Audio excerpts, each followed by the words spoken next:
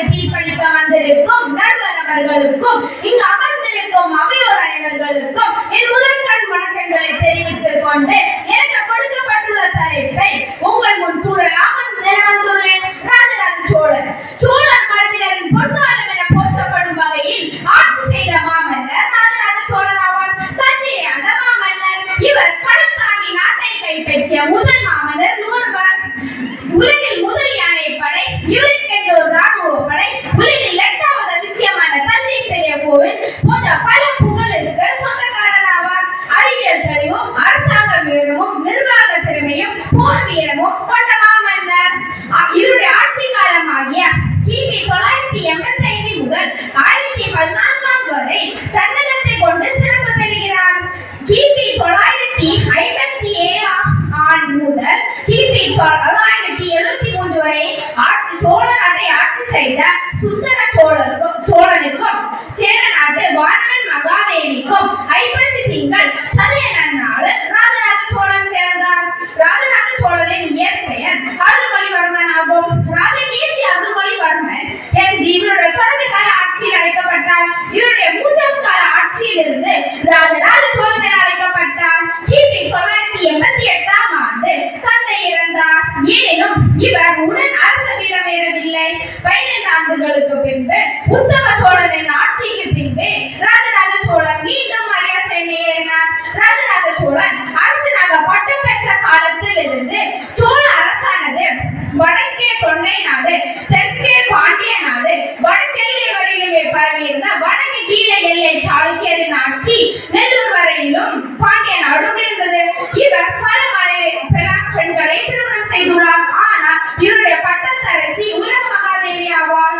மும்முடி சோழன், ராஜகேசி, அருள்மொழி என பல பெயர்கள் நகரங்களின் பெயராக மாறியதோடு மட்டுமல்லாமல் மண்டலங்களும் வடநாடுகளும் இம்மன்னனின் பெயராலே அழைக்கப்படுகின்றனர். ராஜகேசி, அருள்மொழிவர்மன், மும்முடி சோழர், ஜெயகொண்ட சோழர், திருமுறை கண்ட சோழர், பாண்டிய சோழர், பாண்டிய புலாசரி என 40க்கும் மேற்பட்ட பெயர்கள் இம்மன்னனால் அழைக்கப்படுகின்றனர். இவருடைய வண்ணம் எதிர்காலத்தில் நிலைத்து நிற்பதற்காக தஞ்சை பெரிய கோயிலை கட்டுவித்தார். இவர் ஒரு தீவிர சிவபக்தர். ஏனெனும் தஞ்சை பெரிய கோவில் தமிழர்களின் கட்டிடக்கலைக்கு எடுத்துக்காட்டாக இருக்கிறது.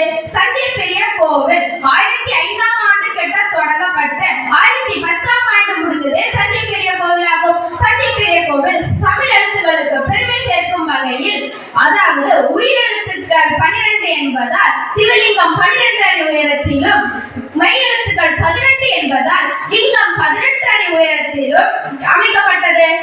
உயிர்மை எழுத்துக்கள் 216 என்பதால் கோபுரத்தின் கலசத்தின் உயரம் 216 அடியாக அமைக்கப்பட்டது. தஞ்சை பெரிய கோவிலானது சர்வதேச ஸ்தாபன மரபுரிமைகளில் சொத்தாக அறிவிக்கப்பட்டுள்ளவை பெருமை கூர்ப்பவையாகும். இங்குள்ள நவீன கருவிகள், தொழில்நுட்பங்கள் மூலம் லகுவாத கட்டிடங்களை எளிதாக கட்டிவிடலாம். ஆனால் 1000 ஆண்டிற்கு முன்பே கட்ட தொடங்கப்பட்ட தஞ்சை பெரிய கோவிலானது எந்தவித தொழில்நுட்பமும் விஞ்ஞானமும் இல்லாமல் கட்டப்பட்டது.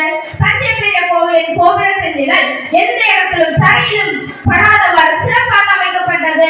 ராஜராஜ சோழன் அரசனாக பட்டம் பெற்ற காலத்தில் இருந்து மும்முடி சோழன் என அழைக்கப்பட்டார்.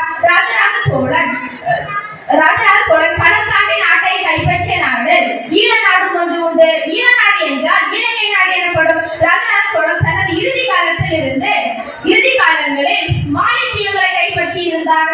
ராஜராஜ சோழன் ஒரு தீவிர சிவபக்தராக இருந்த போதிலும் பிற மதங்களை அவர் அன்பும் ஆதரித்தும் வழி அனுப்பினார். ராஜராஜ சோழனின் வீரம் தமிழ் இளைஞர்களுக்கு ஒரு எடுத்துக்காட்டாக இருக்கிறது. ராஜராஜ சோழன் இந்து தர்ம நெறிமுறைகளில் ஆட்சி செய்தார். எனவே நாமும் ராஜராஜனை போன்று வீரமும் தீரமும் கொண்டு செயல்படுவோம் என்று உங்களை